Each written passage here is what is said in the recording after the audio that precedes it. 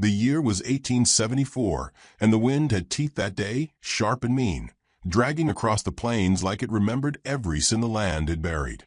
Winter had come early, with a spiteful hunger. Snow had not yet fallen, but the sky sagged low, gray as regret, heavy with the promise of it. Beau Coulter leaned into the wind, shoulders squared against it, every step down toward the creek carving a deeper ache into the muscles of his back. He walked like a man used to carrying more than feed or firewood. Like grief had weight, and he'd long since grown strong under it.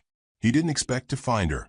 Hell, he hadn't expected anything beyond his usual quiet, mending fences, checking the frozen pump, making it back before dusk swallowed the last of the light.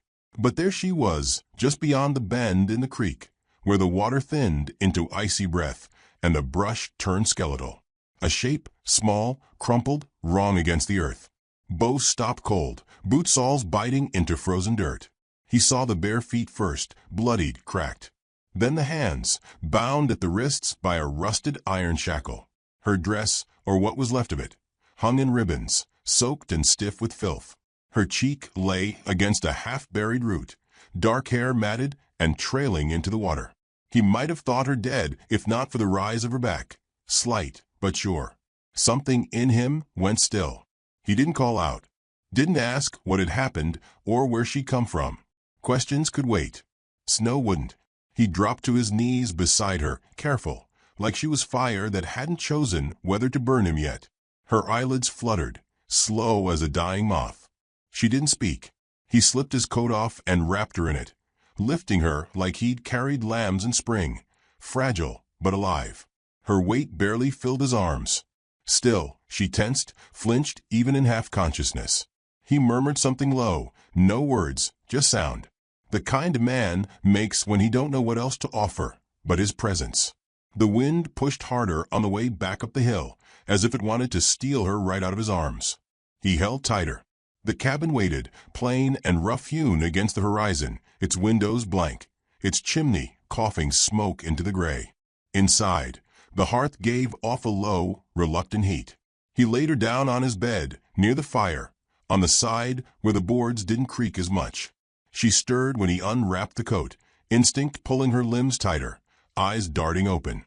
Fear crackled in them, not wild, but ancient, as though she'd had good reason not to trust the hands of men.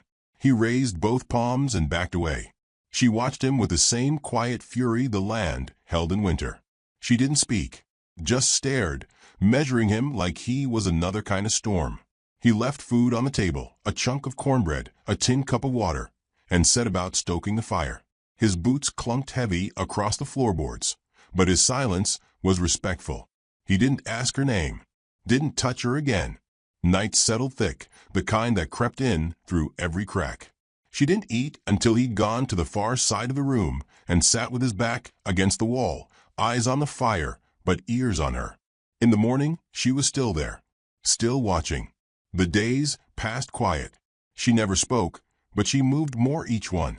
First to the chair by the fire, then to the table. She cleaned herself with a basin near the stove. Dressed in one of his old flannel shirts, sleeves rolled to her elbows. The bruises on her arms faded from purple to yellow. The red marks around her wrists remained like memories that hadn't yet healed. He worked outside mostly, splitting wood, fixing the paddock gate. She watched him from the window, eyes narrowed, unreadable. She moved like she was remembering how to live. On the third day, he came in with kindling in his arms and found the floor swept, the kettle boiling. She wasn't trying to please him. She just needed something to do with her hands. That night, he nodded toward the fire. Storm coming. She looked at him. Not long, not warm, just looked. He nodded to himself, as if her silence said enough. On the fifth day, he returned to find his old medicine tin laid open, her ankle bandaged in cotton. She'd found the ointment, used it with care. A woman used to doctoring herself. She still hadn't told him a thing, and maybe she didn't need to. Not yet. Beau remembered his mother's voice, not the words, just the tone, how it used to calm the dogs when storms rolled in. That same softness crept into his voice when he spoke around her, even if she didn't reply. He told her about the colt, that hadn't made it last spring, about the frost that got into the potatoes too early, about how his father used to sit on the porch with his rifle across his knees just because silence made him uneasy. Bo wasn't like him. Bo had made peace with silence. He just never expected it would sit across from him in the form of a girl with eyes like dusk and a mouth that hadn't spoken his name. On the seventh evening, as the wind howled and rattled the window panes, she stood from her place by the fire, walked to the table, poured water. Then softly, so soft it almost missed him, she spoke. "Juanilla." Her voice was rough, unused, but sure. He turned, slowly, let her see his face in full light. "Bo," he said, tapping his chest. "Called her." She blinked, then, almost imperceptibly, nodded. A beat passed. Then another. She turned back to the fire, and though nothing more was said, something had changed. Not between them exactly, but around them, as if the room, once brittle with caution, had taken a breath and exhaled. Later that night, as she slept, he watched the fire throw shadows across her face. In its glow, the edges of her fear looked softer. Not gone, but softened. Outside, snow finally fell, soft flakes at first, then heavy, blanketing the land in hush. And in that hush, Bo Coulter realized he wasn't just housing a stranger. He was sheltering a story he didn't yet know. And for the first time in a long while, he wasn't in a hurry to reach the end. The snow came quiet and slow, like a secret sliding through the sky. It blanketed the prairie until the world turned pale and still. Every sound softened. Every step Bo took outside his cabin sank into whiteness and left no echo. Inside, the fire whispered low, steady as a heartbeat. The girl, Juanilla, moved more now, though always lightly. Like her feet, still believed the ground might vanish. Bo watched without watching. He'd been raised by silence and wood smoke. He understood the way a soul needed time to trust the roof over its head. She didn't need his words, not yet. What she needed was consistency, the kind found in daily bread and a mended hinge, and someone who did not flinch at her stillness. Juanilla began to take up small spaces in the home, not in the way a storm invades, but how ivy grows, slow and patient. She swept the corners no man ever bothered with. She lined up the dry herbs along the sill, even though most had lost their scent. She sewed a rip in his shirt with fingers that trembled just once. Bo never asked her why she stayed. He didn't tell her to, either. Instead, he left his boots by the door. He spoke aloud when he fed the mule. He set a second cup at the table, even before she'd ever used the first. It was not affection, not yet. It was acknowledgement. That's how healing begins, with the small rituals of being seen. One morning, as gray light sifted through the frost-glazed windows, he found her by the hearth with a knife in hand. Not raised, not threatening, just slowly peeling apples he thought had long gone soft in the cellar. Her hands moved with practiced rhythm. She didn't look at him when he entered. She just said quiet and sure, "Wichienkala." He paused by the doorway. Her voice still carried that hoarse edge, like disuse had rusted it. "What's it mean?" he asked, not stepping closer. "Little girl," she answered, not smiling. "My brother called me that when I was younger." Bo let the silence stretch, not out of discomfort, but respect. He didn't press, just said, "He must have loved you." She didn't reply, but her shoulders didn't stiffen the way they used to, and that was answer enough. The days layered like the snow, thick and quiet. Routine wrapped around them like a quilt. Mornings meant kindling. Midday brought bread or beans. Evenings held the crackling fire, the long shadows, the hush of two lives coexisting. He spoke to her now more freely, not out of expectation, but out of habit. Told her about the coyote he saw skulking near the chicken coop, about the time his brother tricked him into eating a cricket stew, about how sometimes in the dead of night he still heard his mother humming, though she'd been gone over a decade.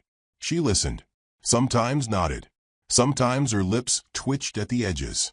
When she answered, it came in pieces, shards of memory she didn't hand over so much as leave on the table beside him, like tokens worn smooth from too much handling. "My people used to follow the buffalo," she said once. Now they followed the train. He didn't know what to say, so he just nodded and let the fire fill the room with something like warmth. Another night, while he carved a new spoon from cedar, she asked, "Why did you not leave me there at the river?" He didn't look up. "Because you were someone's daughter," he said, "and no one deserves to be left to die in the cold." She was quiet a long time, then whispered, "I was no one's anything. Not anymore." Bo set the spoon down. Let the ache of her words pass through him like wind through the chinks in the wall. "You still are," he said, "even if the world don't say so." She didn't answer. But the next day, he found the spoon polished and wrapped in linen, placed carefully on his pillow. Time moved in fits. Some days long and lonely, others short and sweet. Juanilla began to hum when she cooked. Not a song he recognized, but one that braided sadness and strength together like river reeds. One morning, he came in from hauling water to find her standing by the window. She was holding one of his father's books, an old leather-bound volume no one had touched since the funeral. She didn't seem to be reading, just touching the worn spine, the way one might trace a memory. He cleared his throat. "You read English?" "A little," she said. "More than the soldiers thought." Bo felt the weight of that simple truth. She turned the book over in her hands, gently. "Do you think your father would hate that I'm here?" He took off his hat, set it on the peg. "I think he'd hate that the world made you run," Bo said. "But he wouldn't have turned you away. Not once he saw your eyes." She didn't speak, but she left the book on the table, and later, after supper, he saw her glance at it again. They didn't speak of names or futures. That kind of thing required trust that came slow and careful, like thaw, like spring. One night, thunder growled beyond the hills. The sky bruised. Lightning cracked, so close the windows rattled. Juanilla stood by the door, her fists clenched, face pale. "Storms took our home," she whispered. "My mother's lodge caught fire. My sister ran, but the wind." Her breath caught. Bo didn't move toward her, just knelt slowly by the hearth, tossing on a log. "It's just wind now," he said, voice low. "This roof's old, but it's held through worse." She watched the fire flare. Then, without warning, she crossed the room and sat beside him. Close, but not touching. Just near enough that their shoulders shared heat. They stayed like that for a long while, the storm outside pacing like a hungry beast. Inside, there was only wood smoke and breath, and the slow uncoiling of something neither of them dared name. Later, as the fire dimmed, she said softly, "You don't ask me what happened." Bo stared into the coals. "You'll tell me when you want to." She nodded. Maybe not all, but maybe enough. That night, she didn't sleep on the bed. She took the floor beside it, curled in a blanket, her breathing even. She didn't ask permission. She didn't need to. And he let her be. Because healing wasn't about fixing. It was about waiting, watching, and offering a place where broken things could rest without being touched. As dawn broke pale and gold through the frost-rimmed panes, Bo stood at the doorway with his coffee, the steam curling like spirit smoke. He looked back at the woman sleeping near the hearth. Her fingers were curled loosely beneath her chin, face softened by dreams. And for the first time since that river day, he let the thought come. She wasn't just a guest anymore. She was beginning to belong. Winter began to loosen its grip, but it did not retreat kindly. The wind still howled some nights like it had bones to pick with the world. Ice lingered in the creases of the land, clinging to fence posts and railings like bitter memory. Yet the days stretched longer, sun-licked and hesitant. The land was preparing to forgive itself for another season of frost. Inside the cabin, things were shifting too, not all at once, but in slow, invisible ways. Juanilla had begun humming again, softer now, songs with no words, full of longing that curled around the rafters like smoke. She tended to the hearth like it was her own. She baked cornbread with firmer crusts, folded Bo's shirts without being asked. Some days, she even stepped outside, her feet making gentle prints through the melt and mud. Bo watched it all, unsure where care ended and affection began. He didn't speak of it.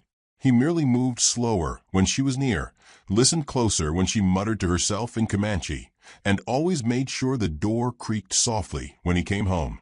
And still, neither of them reached across the silence to name what lived between them. It wasn't time yet. Some things, like spring, can't be forced. It was the 6th Sunday, after her voice returned, that the trouble came riding. He saw them from the slope first, 4 figures on horseback, moving steady toward the ridge. One carried a lantern even in daylight, a sign not of necessity, but of declaration. The light bobbed with each hoofstep, as if carried by someone who wanted to be seen. Bo didn't call out. He just stepped down from the shed roof, where he'd been fixing shingles, and made his way to the porch. Juanilla had already seen them. She stood frozen by the window, her fingers wrapped tight around a dishcloth. The fabric twisted, like she was wringing out the very breath in her chest. He gave her a slow nod. It meant, "I see them." It meant, "Stay calm." The riders didn't come fast, but they came sure. The man in front wore a broad, clean coat and a look too polished for dirt roads. Bo recognized him, Sheriff Albin Keene. Behind him, 2 townsmen Bo knew by face, not by name. And a woman, tall, gray hair pulled tight into a braid, riding side saddle in a black wool cloak. Her hat had feathers stitched into the brim, the kind that said money and pride lived side by side. They stopped just short of the gate. "Coulter," the sheriff called, not unkindly, but with a warning tone, like a man announcing bad weather. "We'd like a word." Bo didn't move. "You're standing on my land, Keene. Word should come with good reason." Keene's horse pawed at the dirt. "There's talk," he said. "Talk that you're sheltering a native girl, a Comanche. Some say she was spotted tending your fire." Juanilla's breath hitched behind the door. Bo didn't look at her, just folded his arms. "She's no outlaw," he said. "Found her near dead in the riverbed. Ain't no crime to offer warmth." "Maybe not," the woman on the horse said sharply, her voice like iron pots rattling in a cupboard. "But it's a dangerous time. You know what happened to the Johnson's boy? And the Henderson wagon?" "That wasn't her doing," Bo replied. "You think she had a hand in every sorrow this side of the prairie?" "She's Comanche," one of the men muttered. "Ain't that enough?" The sheriff raised a palm, silencing the others. "No one's saying you meant wrong," Keene said. "But the town stirred up. Tensions are high. You can't expect people to sit quiet knowing there's arrangements like this going on out here." Bo's jaw worked, teeth tight. "There is no arrangement." "Then why is she here?" the woman snapped. "Why does she sleep in your home, where your clothes eat your bread?" "Because she nearly died and no one else gave a damn," Bo said, voice steady, low, like a storm beneath a lake. Keene shifted in the saddle. "Look, Coulter, you know the rules.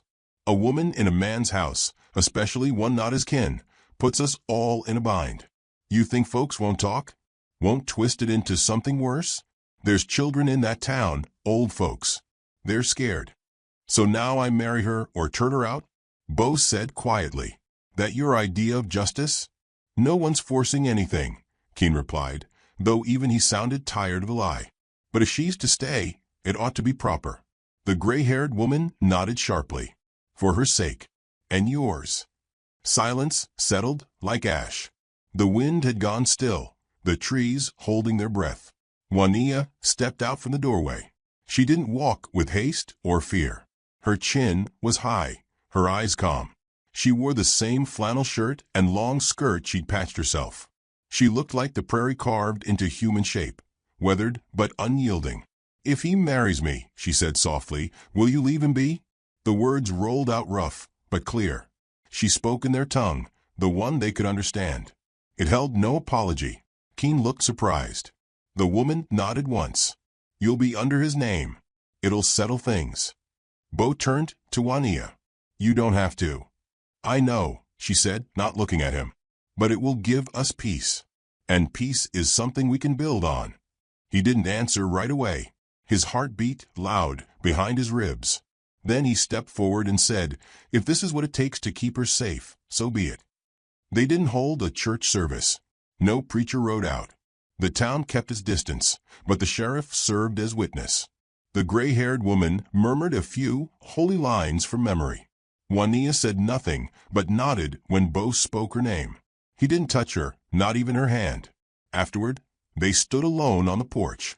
The riders turned and left without much fanfare. Just like that, the decision was made. The page turned. The sun slipped lower in the sky. Inside, the fire burned low. Juanilla sat by it, her hands wrapped around a mug of tea. Bo stood by the window, watching the trail fade beneath dusk's brush. "You didn't need to do that," he said quietly. She looked at the flames. "I know. Then why?"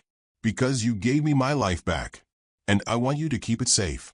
He moved to sit across from her. "It's not a real marriage." "Not yet," she said. "But maybe something real will come from it." He didn't speak, but he felt something stir inside him. Not love, not desire, not yet, but something older than both. A tenderness without direction. A recognition. The snow returned the next morning, soft, flurried, barely more than a breath. Juanilla planted seeds in small boxes on the windowsill, talking to them as if they were old friends. Bo mended the fence where the wind had knocked it crooked. They did not call each other husband or wife, but the space between them no longer bristled. They shared bread, laughter, and long silences that comforted more than words. At night, they sometimes fell asleep beside the fire, her shoulder brushing his, both too tired to move, too at ease to care. One evening, as coyotes cried in the far-off dark, she looked at him and said, "They think names make us real." He met her gaze. "What do you think?" "I think kindness makes us more than names." And he believed her. Spring would come slow, with its own troubles. But for now they had quiet. They had warmth. They had names the town gave them, and something deeper that had no name at all. Not yet. But it was growing. The days softened. Light clung longer to the porch rails, and the snow retreated inch by inch, revealing the stubborn shapes of earth that had held fast beneath its weight. Trees were the first signs of leaf blush, not green exactly, but a hopeful brown.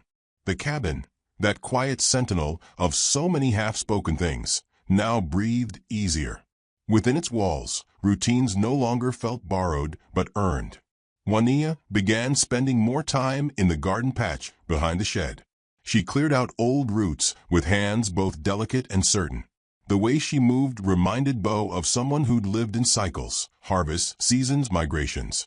He watched her through the window some mornings, how her hair lifted in the breeze, how she stooped to press seed into soil like it was a sacred promise. They spoke more now, but not much. Words still came like creek water in spring, hesitant, then suddenly deep. "You ever plant tobacco?" she asked one morning, fingering a satchel of dried leaves she'd kept folded under her bedroll. "No," he said. "Didn't seem right without someone to use it for ceremony." Her hands paused. "Maybe now there is." They didn't look at each other when they said such things. Eye contact had become a tender risk. The quiet between them had shifted. Where once it stood like a wall, it now stretched like a hammock, something held between them, soft and giving. She no longer jumped when he came near. He no longer held himself so rigid in her presence. He built her a bench beneath the cottonwood tree near the fence. Didn't say why. Just whittled the wood smooth and oiled it with care. When she found it, she ran her hand across the grain and whispered something in Comanche. He didn't ask for a translation. Later that day, she baked bread with wild onions and hung damp linens on the line. The cabin smelled of rising dough and clean air. He walked in with his sleeves rolled and mud on his boots, and for a moment, the world tilted toward something that could almost be called home. Then came the fire.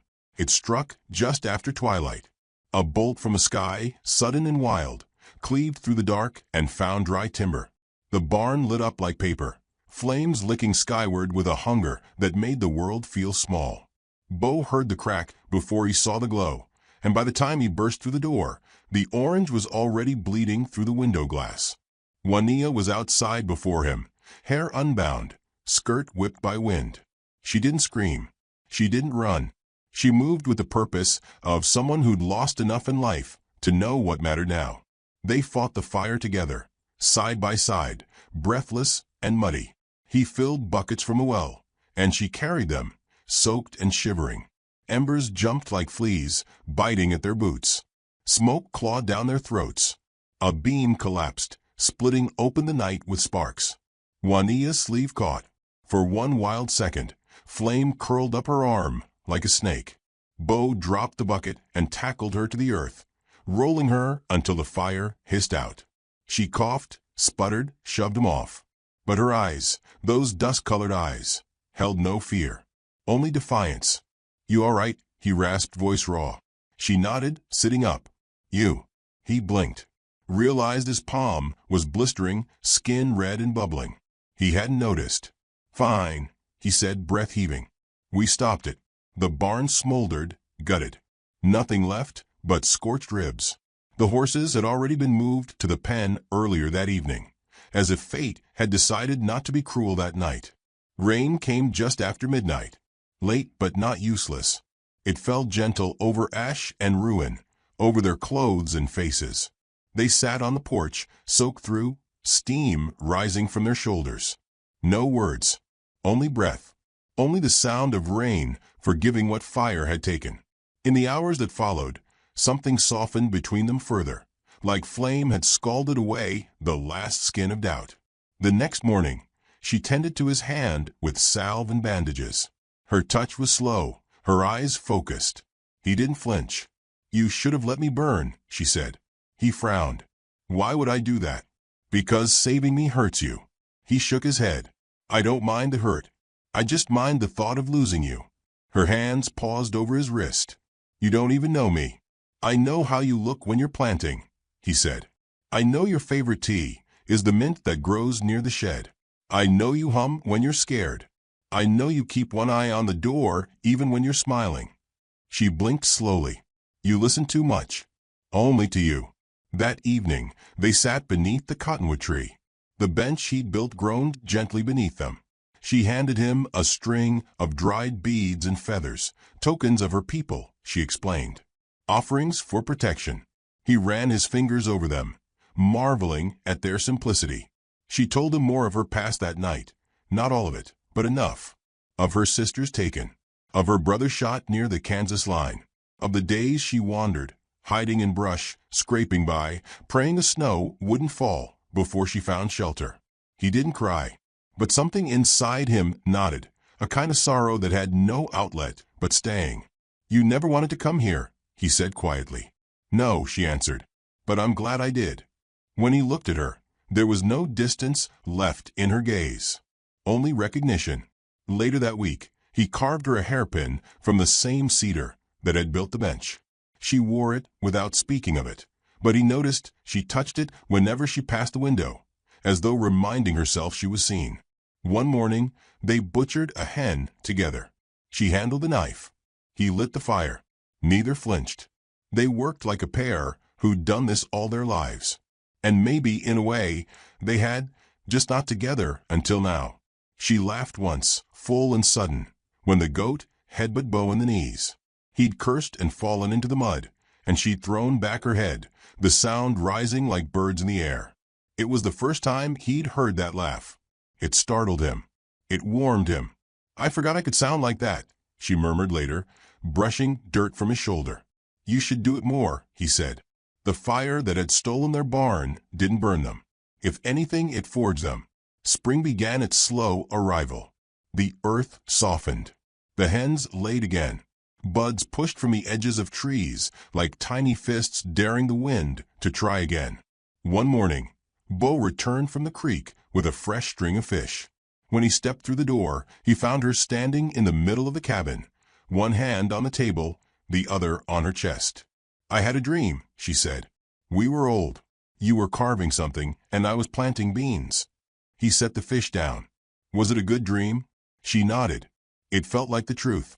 He crossed the floor slowly, not reaching, not assuming. "Juania," he said, "you don't owe me your life, or your name, or your dreams." She looked up at him, face soft but strong. "I don't owe you. I choose you."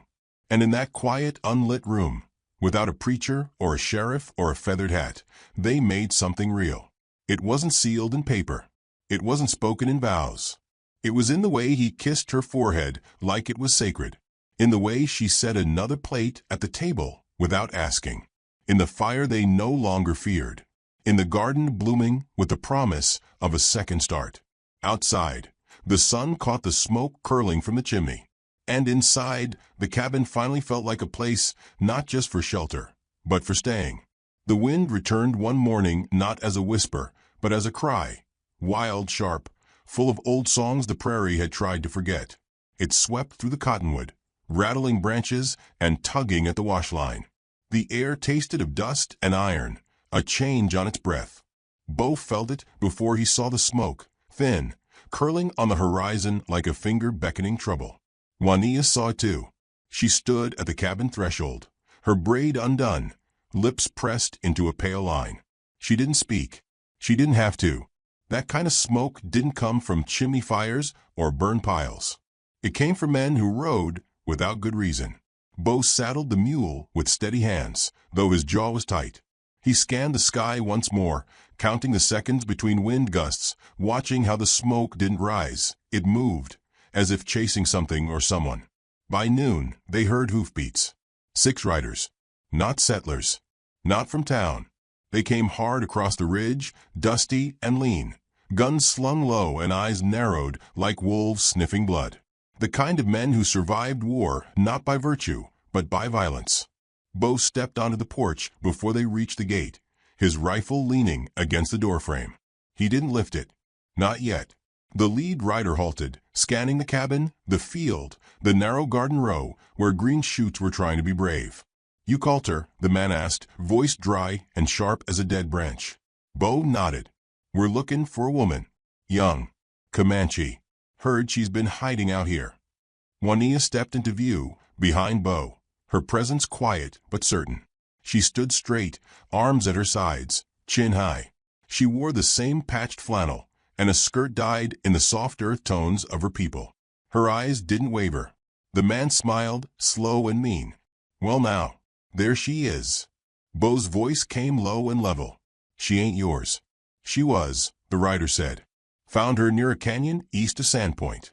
Took her fair. She ran before we was done with her." Bo's hand twitched. But still, he did not raise the rifle. "She's a wife now," he said. "Mine." One of the other men chuckled. "That's so." Juanilla's voice cut through the wind. "I was never yours," she said, not to Bo, but to the man on the horse. "You can steal a body, but not a soul. And mine has teeth now." The wind gusted. A door creaked somewhere behind them. The garden leaves shivered. The man spat into the dirt. "Makes no difference. We got claims. Ain't no town law says you can keep what don't belong." "Then you'll have to take her," Bo said. The man's eyes darkened. "We just might." Silence followed, thick as wet wool. Bo stepped forward. Not much, just one pace. Enough to show the line he'd drawn. "You'll ride back the way you came," he said. "Or we'll plant 6 graves by sundown. Your choice." The man's hand twitched toward his belt. Juanilla stepped off the porch. She walked slow, steady, barefoot on cold earth. She moved not like prey, but like a storm walking on 2 legs. Her voice came calm. "You take me now, and the wind will carry your names like curses." The men didn't laugh this time, because there was something in her gaze they didn't know how to meet. Something unburned. Something holy. The wind picked up again, louder now, wailing through the trees. A flock of crows lifted from the far fence line, crying into the sky. The lead rider hesitated. Bo didn't move. His fingers stayed loose near the rifle. Then, with a muttered curse, the man yanked the reins and turned his horse. One by one, the others followed. No words. No fight. Not out of mercy. Out of fear. When the dust cleared, Bo turned to Juanilla. Her shoulders had slumped the moment the last hoofbeat faded.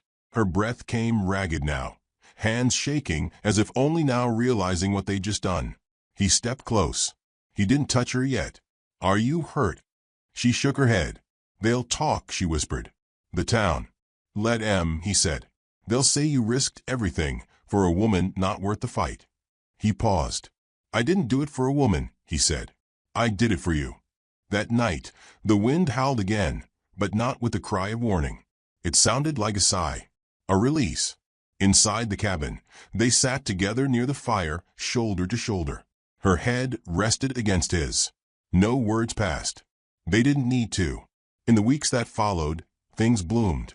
not just in the garden, though the squash came in strong and the beans reached tall, but in how she moved, freer now, in how she laughed, not just once but often, in how she'd reach for his hand while they walked the fence line, or lean into him when they watched the dusk come soft and golden over the hills. The townsfolk never spoke much about what had happened. Some nodded more respectfully when Bo came to the general store. Others averted their eyes.